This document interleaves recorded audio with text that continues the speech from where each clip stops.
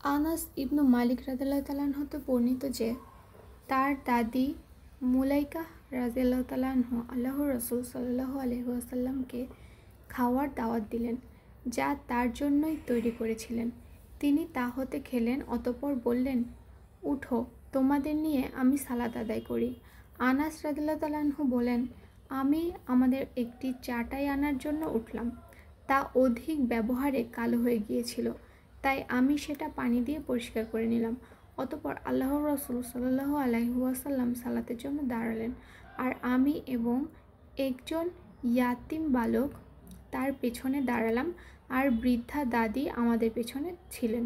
আল্লাহর রাসূল সাল্লাল্লাহু আলাইহি ওয়াসাল্লাম আমাদের নিয়ে 2 রাকাত সালাত আদায় করলেন, অতঃপর তিনি চলে গেলেন। আনাস ইবনু মালিক রাদিয়াল্লাহু তাআলা আনহু নিজের বিছানায় সালাত আদায় করতেন। আনাস রাদিয়াল্লাহু তাআলা আনহু বলেন, আমার নবী সাল্লাল্লাহু আলাইহি ওয়াসাল্লাম এর সাথে সালাত আদায় করতাম।